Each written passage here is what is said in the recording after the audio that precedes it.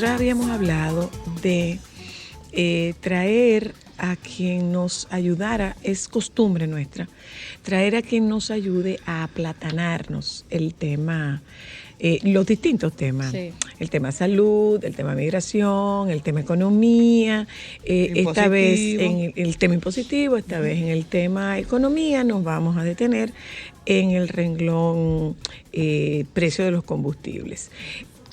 Vamos a ver, me parece que es insólito que todavía sí. La promesa de la reducción en el precio de los combustibles siga siendo una promesa vigente en cada campaña electoral, cuando sabemos que no es posible. No es un tema tan sencillo. Eso no es posible y que los combustibles no suben y bajan porque Hito tuviera una fórmula. Digo Hito por referirme al actual ministro de Industria y Comercio. Pero al que le achacamos los aumentos. Vamos a ser claros. Lo que pasa es que vamos a ser claros. Desconocimiento del Esta tema. Es una propuesta que hacen absolutamente todos los partidos políticos. Yo decía, o todos los candidatos por los partidos políticos. Yo decía que estaba viendo que en España el precio del litro de combustible ha alcanzado niveles nunca antes vistos. Y en Estados Unidos también, que es un productor neto de petróleo. Entonces tiene que ver con una serie de factores. Sí. Independientemente de que de la fórmula, de la no fórmula, hay una serie de factores. Y España se queja de lo mismo que nos quejamos nosotros.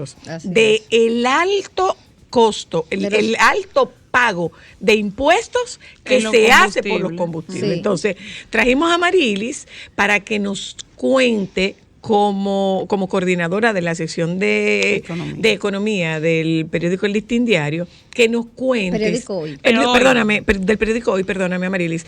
Que nos cuentes, Amarilis, ¿qué es lo que pasa? O sea, ¿cuáles son los costos que se le añaden al crudo? Nosotros no producimos petróleo, lo que se le añaden al crudo, que hace que cuando usted va a la gasolinera, usted tenga que pagar tanto dinero. ¿Qué es lo que estamos pagando? Así es. Bueno, es como decía, es un tema que es un poquito complejo desde el punto de vista de manejo, pero si una persona le explicamos lo que pasa, o sea, no es que hay una fórmula, y si ese ha sido un tema de campaña, porque lamentablemente vivimos en una sociedad muy populista. Exacto, y muchas veces los candidatos a un puesto político se ofrecen cosas. Te comienzan a decir lo que tú quieres oír. Exacto, lo que uno quiere oír es lo que le dicen. Y se aprovechan del desconocimiento de mucha de la población, que no investiga, que no lee, lamentablemente, y está, como dicen por ahí, en Belén con los pastores, lamentablemente. Eso. Entonces, ¿qué pasa? El primer factor es el costo del petróleo. Se dispara. Del crudo, como dice el petróleo. Que ahora mismo ya sobrepasó los $92. Sí, ayer cerró en $92, que es el de Texas. Es el Brent de Texas, que es el referente nuestro, que se calcula los miércoles. Porque el Brent está mucho más caro todavía. Uy. Entonces, ¿qué pasa? Está el crudo, ¿verdad? El precio que influye, sube el petróleo, inmediatamente suben los combustibles, porque los combustibles son un derivado del petróleo. Exacto. Luego, cuando llega al país, hay una carga impositiva que son 3 impuestos. Un impuesto ad valorem, que es un impuesto que varía dependiendo de cómo va subiendo el petróleo, así mismo va subiendo ese impuesto. Okay. Está un impuesto fijo, que ya se creó, lo establece la ley de hidrocarburos, que es la ley 112-00, y está un 2% adicional, 2 pesos, mejor dicho, 2 pesos que se le agrega. Por cada galón de gasolina, tanto regular como premium, el consumidor paga 2 pesos adicionales. Wow. Supuestamente estos 2 pesos se deben de destinar para la construcción de estructuras viales y para el tema del transporte. Ese siempre ha sido un tema de debate. ¿Público o de las...? No, transporte público. Que se dice transporte público en un país donde precisamente uno de los mayores problemas que tenemos es el transporte público, y por eso el alto consumo de combustible en el país, porque aquí un vehículo no es un lujo, sino es una necesidad. Claro. Entonces, pregunta, María. Espera, deja que no termine de pero desarrollar. En el segundo impuesto, el que va a aumentar dependiendo del costo, ¿no tiene un tope? No. Okay. Inmediatamente como va subiendo los combustibles, ese costo, ese impuesto varía. Son 2 impuestos, uno fijo y el ad valorem, más los 2 pesos, que esos sí son fijos hasta ahora. Entonces tenemos otro ingrediente, ¿verdad? Van petróleo y los 3 impuestos. Okay. Y hay otro, que es la distribución, el transporte y los detallistas. Ellos también tienen costos. Y esos costos también se le cargan. Costos operativos. Sí, los costos operativos. Esa parte no tiene otro impuesto adicional. No, ya hay más o menos, viene siendo casi como 60 pesos. Porque viene siendo como casi $71. Wow. Okay. Sí. Wow. Eso es la distribución, detallista y transporte. Entonces, todo eso es lo que influye en el tema del costo de los combustibles. Estaba viendo que estoy buscando la noticia, que no sé si es una noticia de verdad o es un fake news, por eso la estoy buscando, que existe la posibilidad de que haya una reducción en los impuestos a los combustibles en Estados Unidos y que probablemente eso haga que se inspire el presidente de la República. La verdad es que yo lo veo difícil. ¿Por qué? Bueno, Estados Unidos está en una crisis. Estamos en una crisis. O sea, aquí hay un país donde tenemos una economía donde el 56% es evasión. Informalidad. Entre evasión e informalidad. ¿Qué pasa? El impuesto que tienen los combustibles son una de las mayores fuentes de ingresos que tiene el gobierno a nivel de recaudación. Claro, por supuesto. O sea, son casi 77 mil millones de pesos. A cómo está el precio o sea, viene siendo casi un 2% del PIB. Wow. O sea, el 10% de los ingresos que recibe el Estado viene por el impuesto de del ese impuesto. Entonces, yo entiendo que es muy difícil, y más en la situación que estamos actuando, cuando una crisis post-pandemia, que se dé esta reducción en los impuestos. Más bien, ustedes saben, ya se sometió un proyecto de ley para la modificación de la ley de hidrocarburos, y lo que se estudiaría sería la estructura de los costos, como hablamos hace un momentito, el tema de distribución, detallistas. Bueno, hay otro distribuir tema. Mejor la recaudación, más no bajarlo el pero no ingreso. Entiendo, porque de bajar esos impuestos, entonces habría que hacerlo por otro lado. O sea, estamos hablando de una de las mayores fuentes de ingresos que tiene el Estado. Mira una cosa, Amarilis. Vámonos al tema de todas las ayudas que surgieron cuando la pandemia estuvo en un estado todos los de programas sociales que tuvieron. Exacto. ¿De dónde salió ese dinero? ¿De préstamo? No. ¿De dónde sale ese dinero? Ese dinero hay que devolverlo. Hay que devolver. ¿Y por dónde lo van a buscar? Claro, tienen que buscarlo. Entonces, por eso lo digo. Ya se descartó el tema de una reforma fiscal por ahora, porque estamos... Es que políticamente no es conveniente. Supuestamente sería para el 2023. Para el 2023. No hay condiciones para que haya, para el 2023, ya próximo, donde va a haber una elecciones, campaña. Claro que no. Claro que no. Entonces, por eso creo que tenemos que olvidarnos de ese tema. Y hay que buscar otras medidas. ¿Cómo? Impulsar la movilidad eléctrica. Nosotros tenemos la ventaja de que en el país, gracias a Dios, la matriz energética está bien diversificada.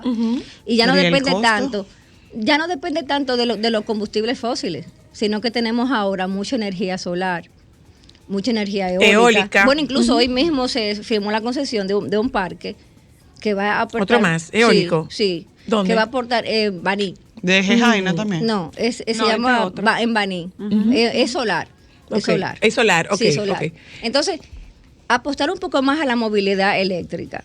Y también entiendo que hay que... Pero eso implica que tengamos que hacer un cambio en la mentalidad. En la mentalidad, porque para el dominicano todavía pero los combustibles son... No. Pero el costo de la movilidad eléctrica... No. Mira, yo tengo un vehículo híbrido. Y yo te voy a decir una cosa. ¿Cuánto te cuesta el seguro? Pero... Fíjate una cosa, perdóname. Lo que yo pago de seguro por este vehículo híbrido es lo que yo me ahorro en combustible. Es claro. ¿Sabes por qué? Porque en mi otro vehículo yo promediaba unos 10, 12 mil pesos mensuales de combustible. Hoy día yo estoy pagando 5 mil pesos al mes. Exacto. Yo pago 5 mil pesos al mes. Además de que en el mantenimiento, es lo mínimo. Que yo estoy pagando es muy poco dinero. Muy poco. Entonces, esto que yo estoy ahorrando ahí, es lo que yo pago de seguro, que quizá usted no lo sabía, pero a su seguro hay que reajustarle la prima anual, dependiendo de la depreciación del vehículo. Hay corredores que no te lo hacen. Y ya hay que saber, ya aquí en el país hay 36 modelos de vehículos que van desde 1 millón. Sí. O sea, ya antes se pensaba un vehículo eléctrico es muy caro, ya no, ya en el mercado hay más de 36 modelos que van desde un millón. De rango de no solamente de lujo, sino de marcas que son de un uso más de clase media alta. Y lo más importante, y la banca está dando tasas muy atractivas. En ferias que se hicieron a final del año pasado, había tasas para estimular 4%. Una pregunta, Marilis. Hablando específicamente del tema de la recaudación, ¿no es contradictorio de parte del Estado que esa es una de sus principales fuentes de ingresos? Y aún así hemos visto como el mismo Estado se queja del alto costo de los subsidios. Sí. Entonces, ¿en qué usan? Esa es una pregunta. Y la segunda, ¿en qué se van los 2 pesos? Sí. Déjamelo ahí, un momentito, por favor. Está bueno. Buenas. Hello. Buenas. Amber, te puede acotar. Ok. Tú y Milán. Repite la llamada, pero no sé por qué razón se cayó. Ella se podrá acotar. Milán no está en eso. O sea, ¿dónde se van los 2 pesos? Perdóname. Buenas tardes. Buenas, ¿cómo estás, Sola? Bien, gracias. Pero hay un punto. Por ejemplo, con la energía solar. El Estado supuestamente está impulsando que la gente tome la opción de tener paneles solares, pero la distribuidora solamente permite un 15% por área, no más de ahí. Entonces, como que es contradictorio. Ok, gracias. Sí, hola, anótalo, Amarilis, para que puedas ir dándole respuesta. Buenas.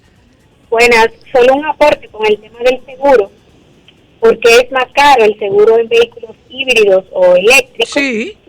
Es porque los repuestos son más caros. O sea, reparar un vehículo eléctrico o híbrido le sale a una compañía de seguros generalmente como un 76% más alto que un vehículo de combustible regular. Porque los repuestos son más caros y los técnicos que los reparan también tienen una mano de obra más cara. Pero adivina que tienen una particularidad, no se dañan prácticamente, casi no se dañan. Y a medida que se vaya masificando, va a bajar el costo, claro. Hola. Claro. Buenas tardes. Buenas. Yo lo que sugiero es que ¿por qué el gobierno no gasta menos? ¿Por qué los salarios de ciertos funcionarios son de $1 millón de pesos? Qué bueno que usted está haciendo eso. ¿Qué impacto tienen los altos salarios en el tema de la economía?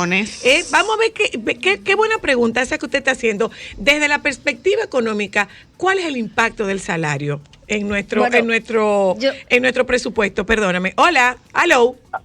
Las aseguradoras están usando eso como pretexto. Los vehículos eléctricos, ¿qué se puede dañar? Yo tengo un vehículo eléctrico, una batería cada 5 o 6 años. Eso es una barbaridad que yo tengo. Y adivina que particularmente el mío tiene una garantía de 8 años en la batería. Hola. Ok, vamos con las preguntas que quedan pendientes. La que tú estabas haciendo, ¿qué pasa con los 2 pesos? No, ¿en qué se gastan los 2 pesos? Y no es contradictorio del Estado decir... o sea, esa es su fuente de mayor ingreso y se quejan de todo lo que tienen que pagar en ayuda. En subsidios. ¿Qué pasaría si se recortan los subsidios? Sí, eso sería un punto que siempre ha sido también mucho de debate, el subsidio que se le da a varios sectores, entre ellos el tema de los combustibles. Y se entiende que la modificación que se está sometiendo a la ley de hidrocarburos, eso es lo que busca, transparentar ese tema. Porque la verdad ese tema siempre se ha quedado en el limbo y se ha manejado de una forma muy discrecional. O sea, ¿dónde están esos recursos? Supuestamente en pollito, en gas. Pero ¿a quién beneficia? A los empresarios. A los empresarios del transporte que no son sindicatos. Y no es así. Ahora mismo se abrió recientemente un corredor en la Churchill. En la Churchill, sí. Pero adivina qué, ¿es más caro? Sí.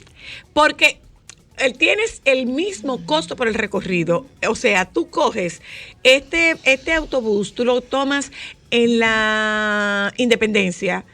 Llegar de la Independencia a la Gustavo Mejía Ricard te cuesta lo mismo que de la Independencia a Los Ríos. A Los Ríos. Lo mismito. Bueno. Lo mismito. Pero que puede ser una economía para un sector o para un grupo de ese sector. Siempre va a haber un grupo que va a afectarse y otro que va a beneficiarse. Siempre se busca, yo siempre digo que se tiene que buscar el equilibrio y el balance. Pero es bueno que sí, que cuando se someta el proyecto de ley, de modificación de la ley de hidrocarburos, se transparente estos 2 pesos hacia dónde van. Todos sabemos que tenemos un sistema de transporte público que es caótico. Ahora mismo y hay que arreglarlo. Esta gestión de gobierno está tratando de hacer lo que tiene que hacer con el tema de la ampliación de la línea del metro, que ahora usted sabe fue anunciada recientemente. Que esa línea del metro para los Alcarrizos, que era una de las cosas que está estipulada para esos recursos. Y el tema de las infraestructuras viales, o sea, mejores calles, mejores avenidas, mejores carreteras, mejores caminos vecinales. Ojo, hay que tener en cuenta, mejores calles, no pone asfalto sobre asfalto sobre asfalto, que llega un punto que el asfalto está mal. Porque es un negocio. Pero hay que educar mucho a la población, como hablábamos, el tema de los vehículos eléctricos, y mira cómo personas ya lo dicen, la banca lo está entendiendo y está dando facilidades, pronto los talleres, Infotec está ya haciendo dando capacitación para mecánicos para esta área, pero también, o sea, somos una sociedad también bastante contradictoria. Nos quejamos por el alto costo de los combustibles, pero aquí todo el mundo quiere tener un vehículo todoterreno. Grande. Ustedes que han tenido la oportunidad de viajar, yo que he tenido la oportunidad de viajar. En Europa un cepillo con 4 ruedas. No solamente eso. En Europa se desestimula de una forma tal que el vehículo grande y automático es más caro que el pequeño de cambio. Aquí todo el mundo te ve un carrito y dice, no, pero tú no estás para carrito ya. Tú te tienes que montar una jipeta. Eso es así. O sea, y yo digo, pero espérate, es que... Amarili, ¿y cuando llueve se te ahoga el carro? Mete un carro chiquito en la Luperón versus una jipeta. Esa no es una razón. Esa no es una razón.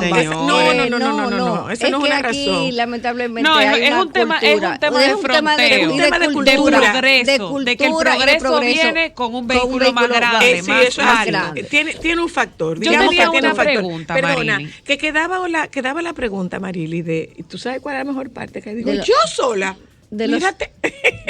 Mira, quedaba la pregunta del tema de los salarios. ¿Qué tanto impactan los altos salarios de funcionarios en el presupuesto? Bueno, el tema de los salarios, claro, es alto. Aquí hay funcionarios y hasta empleados de categoría media que ganan unos sueldos exorbitantes, pero yo siempre he dicho que muchas veces no es tanto el tema de que qué tan alto el salario, sino es que yo gano poco. O sea, aquí lamentablemente el sector privado se ha beneficiado demasiado de los bajos salarios. Y entiendo que ya eso hay que cambiarlo. Aquí hay mucha gente con máster, con maestría, con diplomados, que llega a una empresa, te quieren exigir que tú trabajes por 5 personas, que tú sepas hablar hasta mandarín. Menos de la mitad de pagarte. Sin embargo, el sector público ha venido, ¿verdad?, a descentralizar un poquito este tema, porque hay que reconocer que también en el sector público hay mucha gente capacitada trabajando, que haya un grupo que no haga nada. Yo tengo muchas amigas muy buenas técnicas que trabajaban en los gobiernos anteriores, que debieron quedarse porque entraron por concurso. Exacto. Y entonces, qué bueno que se le pague bien. Claro, pero estamos hablando de que eran personas, en ese caso específico, que no iban a ponchar o que no recibían un cheque, sino que trabajaban 4 o 5 de la mañana y 18 y 20 horas. Y aquí hay muchas instituciones del Estado que se trabaja. Señora, que hay mucha gente que trabaja y duro. Y si se trabaja, qué bueno que ganen bien. Claro, totalmente. Yo tenía una pregunta. Porque después de la publicidad. Vamos allá. Sí.